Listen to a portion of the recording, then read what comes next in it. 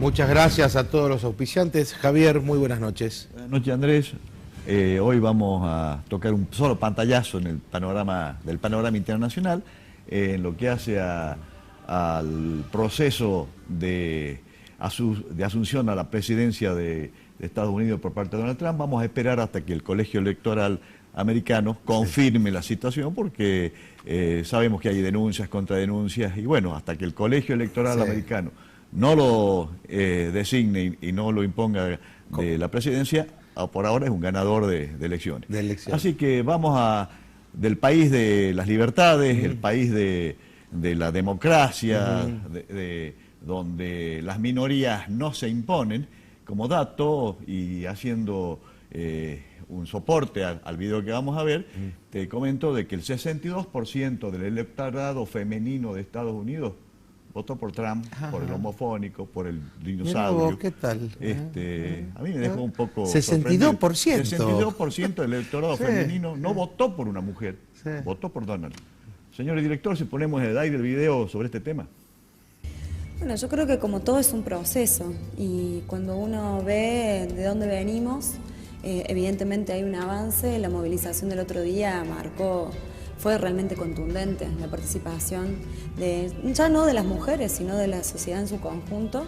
Creo que eso es algo muy positivo a destacar, pero bueno, por supuesto que uno todavía nota que a pesar de que las mujeres, que la sociedad y que algunas instituciones están tomando cartas en el asunto, principalmente el gobierno y otras instituciones como la justicia, la policía, todavía no toman las medidas que tienen que tomar y las que estamos reclamando. En primer lugar, es la ley de emergencia en violencia de género, tanto a nivel provincial como nacional, con presupuesto necesario para medidas concretas, porque estamos hablando de una problemática de fondo. Por eso también me pareció muy interesante cómo se planteó esta iniciativa en formato de un paro de mujeres, ¿no? Porque creo que trae muchas discusiones y debates, pero también una cuestión bastante concreta, y es que se mata una mujer cada 30 horas en este país, y eso requiere, no podemos seguir esperando, ¿no?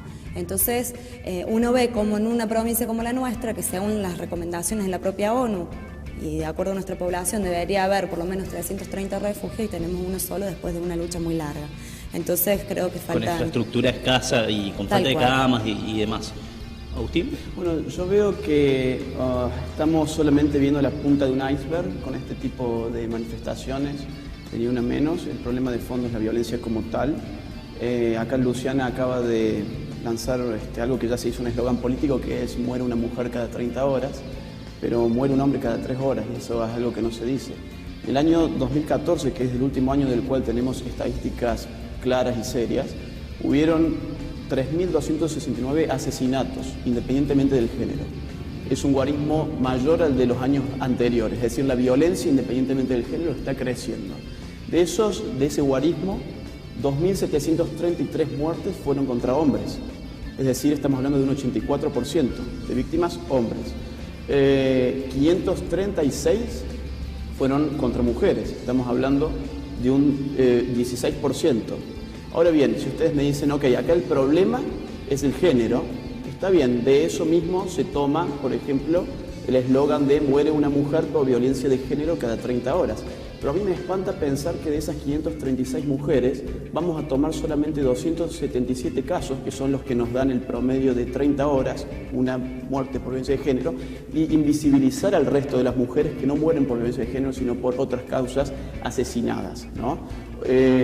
Así que a mí me parece que con todas estas cosas se está invisibilizando en última instancia el verdadero problema, que es que estamos viviendo una sociedad cada vez más violenta, y que la violencia no se explica por una cuestión de género. La violencia es un fenómeno social muy complejo, que tiene móviles que trascienden en demasía a la cuestión del género, y que para afrontarla con políticas públicas efectivas tenemos que quitar ideología de ese tema. Y no creo que este tipo de marchas sectorizadas y particularizantes vayan a ayudar a bajar los niveles de violencia. Por eso a mí me parece muy grave las declaraciones de Agustín en este contexto donde además, después de mucho esfuerzo, la sociedad está tomando cartas en el asunto, porque es como decir, bueno, hay otro tipo de violencia, es como haberle pedido a Luther King que no hable de la violencia contra los negros porque había otro tipo de violencia. Evidentemente Creo que la violencia de género es una problemática creciente, muy grave. Las estadísticas que él da en relación a las muertes, justamente, él después mismo explica, no son por cuestiones de género. Nosotros no estamos hablando de mujeres que son asesinadas para robarle el auto, ¿sí? Estamos hablando de mujeres que son asesinadas por el simple hecho de ser mujer y que tienen, digamos, causas profundas en el patriarcado, en el machismo que venimos perpetrando desde hace muchísimos años y que es reproducido por todas las instituciones. Por eso creo que es un debate ideológico, político, que hay que darlos en todos los niveles y en todas las instituciones, porque creo que, como decía antes, hay que tomar medidas concretas por las mujeres que se están muriendo, pero también saber que es un cambio que va a llevar su tiempo, que hay que hacerlo a nivel también de educación, a nivel cultural, digamos y que el feminismo, digo, porque también he tenido la oportunidad de leer algunas expresiones en relación al feminismo. Hay muchas personas que dicen: yo estoy en contra de todo fanatismo, estoy en contra del machismo, pero también del feminismo, que es el otro extremo. Eso parte de una ignorancia completa, porque el feminismo no plantea de que hay que violar al hombre porque es un objeto sexual. El feminismo no plantea que no tienen derecho a votar como pasó durante mucho tiempo con las mujeres. El feminismo plantea igualdad de género. Yo creo que en las declaraciones de Luciana justamente se ve los peligros de enfocar la cuestión de la violencia con ojos de ideología de género, ¿no? Porque ella implícitamente está afirmando que la violencia de género es toda aquella que ejecuta un hombre contra una mujer. Si yo le preguntara a Luciana, ¿usted sabe, por ejemplo, cuántos casos de violencia de género de mujeres hacia hombres hay por año? Es íntima, o sea, es ínfimo. ¿Cuántos? Y es más, muchos de esos casos son en defensa propia. ¿Pero cuántos? Son en defensa propia. Bueno, ¿pero cuántos? No tengo la... ¿Cuántas muertes? Ok, yo sí. ¿Sí? ¿Cuál? Sí, mira, y yo lo tengo simplemente habiendo escrutado medios de prensa, es decir, algo tan, digamos, un trabajo tan de casa, ¿no? Pues no hay instituciones que estén buscando estos datos, formulando estos problemas. Hay entre 2015 y este año, y lo que va de este año, yo hice una recopilación de 115 muertes de hombres a manos de mujeres. Es decir, no es un problema menor. Y la violencia de género no es unidireccional, no va simplemente del hombre hacia la mujer, puede ir también de la mujer hacia el hombre. Informes sobre esto tenemos en Nueva Zelanda, en Australia, en Canadá, en Estados Unidos, en Francia, en Inglaterra, en Perú, acá mucho más cerquita, hay informes sobre la potencialidad que tiene la mujer de ser violenta con el hombre.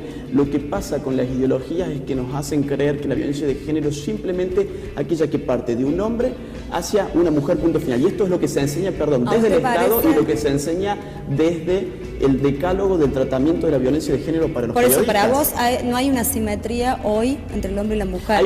No hay una opresión mucho más fuerte para la mujer en todos los niveles. No hay una cosificación de la mujer reproducida por todas las instituciones. No hay nada de eso. Déjame que yo te dé algunos datos, así podemos sacar un poco ideología de por medio, ¿no? El 33% de las mujeres a nivel global, hay un 33% más de mujeres que se egresan de las universidades en comparación con los hombres.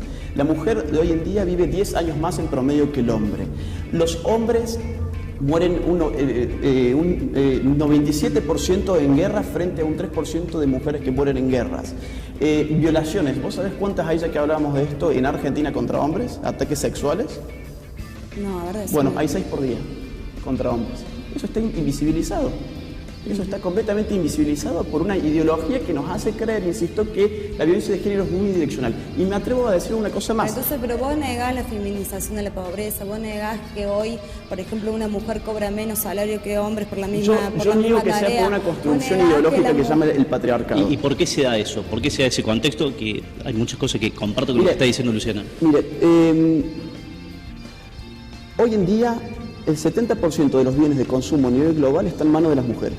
El 65% de los bienes de consumo en Estados Unidos, nada más y nada menos que en Estados Unidos, están en manos de las mujeres. El 80% de las personas en situaciones de calle son hombres. El 80% de los suicidios son hombres. ¿De qué patriarcado me están hablando?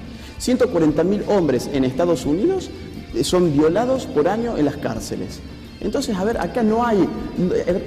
querer explicar los fenómenos sociales con los lentes de género simplemente es un absurdo que le hace mucho daño a la propia mujer, porque no nos permite comprender la complejidad de la violencia, y sin poder comprender un problema no se pueden llevar a cabo políticas públicas. Que no es solamente de género, y justamente hay una ligación completa con el sistema económico, y que vos también querés negar. Vos planteas por un lado, de hecho, la verdad que tengo que ser sincera, no había leído nada de Agustín hasta el momento que me dijeron que me invitaron al programa, pero vos planteás que la lucha de clases por un lado, que ahora la nueva izquierda habla de una lucha cultural como si fueran cosas escindidas. Nosotros no lo planteamos de esa manera, todo lo contrario. Creemos que la lucha por los derechos de la mujer, así como la ambiental y todas las nuevas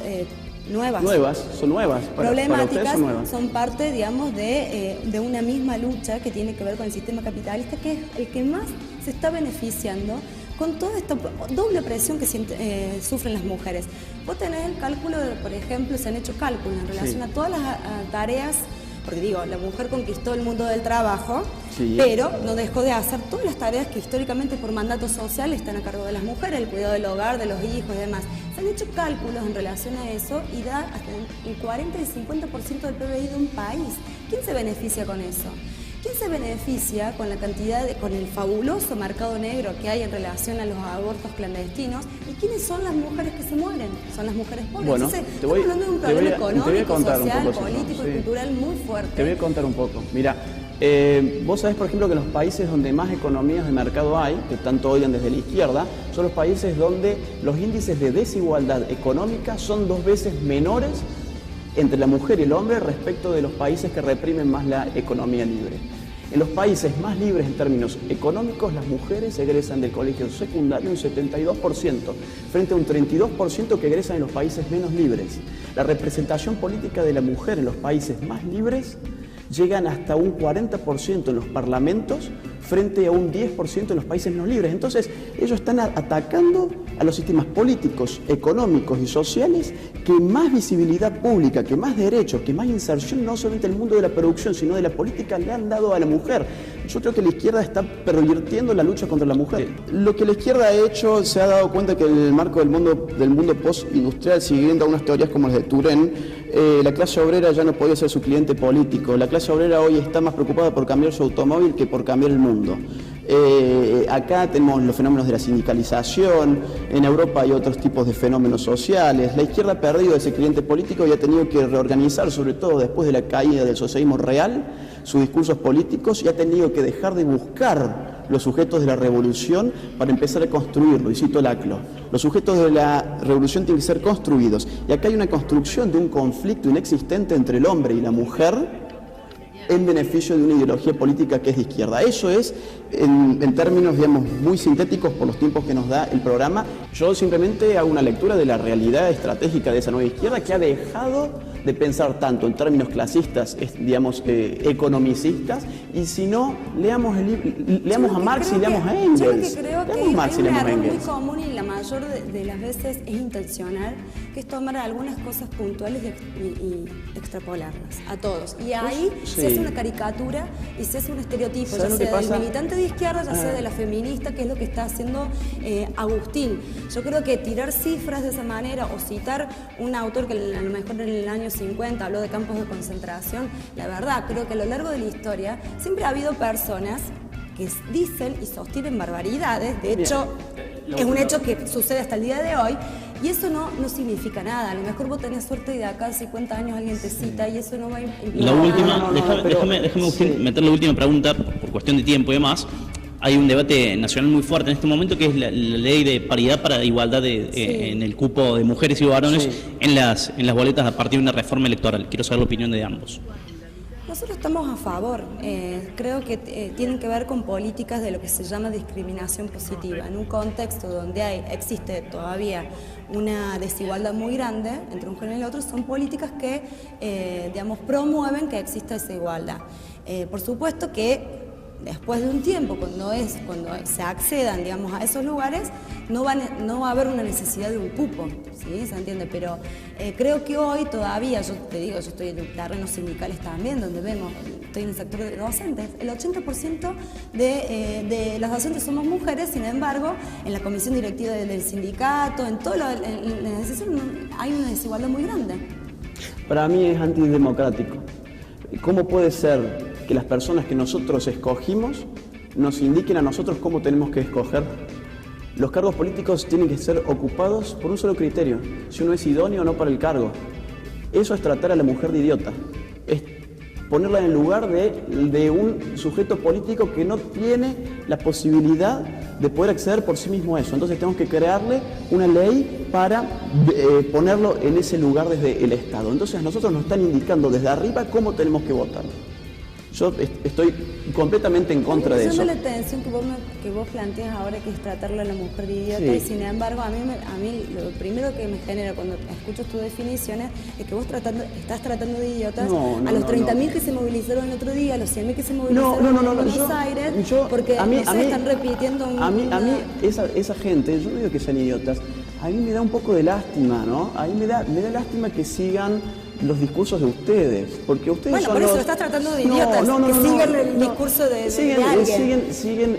Ellos van a esas marchas pensando que están a favor de la causa de la violencia, digamos, a favor de que se frenen los ataques contra las mujeres. ¿Causa más noble que esa? No creo que haya. Pero atrás de eso, y sí, pero porque ustedes le inyectan ideología, ustedes meten una guerra invisible entre hombres y mujeres que no existe. Hace un rato vos hablabas sobre, pero los hombres no nos matan por ser hombres y a las mujeres sí nos matan por ser mujeres. ¿Cómo escrutás vos eso? Yo te invierto la pregunta. ¿En qué casos de asesinatos de mujeres para vos se evidencia que hay un odio de un género hacia otro? ¿En qué caso sería para vos? Ninguno. En ninguno, claro. Para mí ninguno, porque no soy psicólogo y porque no estoy escrutándolo. Alguien, para afirmar que hay violencia de género, tiene que encontrar un móvil de género en el ataque. Es decir, el agresor tiene que tener un odio hacia el otro género como tal. Esto lo dice la ONU para definir la violencia de género. Pero acá siempre que nos presentan los casos de violencia de género, nunca nos hablan sobre los móviles de esa violencia. Entonces ahí es cuando se inyecta la ideología y nos impide ver las verdaderas causas de la violencia. No se le hace ningún bien a la causa de frenar a la violencia pensar que a alguien lo matan simplemente por el hecho de ser hombre o por el hecho de ser mujer. Para hacer políticas públicas de verdad hay que escrutar las razones de la violencia que exceden al tipo de género. Así que no hay ninguna guerra de hombres contra mujeres, eso es ideología pura. Gracias. Qué bueno, Javier, el informe este. Fíjate cómo termina diciendo, no hay guerra entre el hombre y la mujer, porque eso es ideología pura, ¿no? Por supuesto. Todos tenemos madre, todos tenemos esposas, tenemos hijas, tenemos nietas. Y ¿por qué nos quieren introducir una guerra entre nosotros cuando no existe? Si es todo complementación entre dos personas diferentes. Y además, fíjate que hasta tal punto, explicaba ahí Laje, cómo cosifica la ideología a la mujer, hasta con la ley del mismo cupo, es tremendo.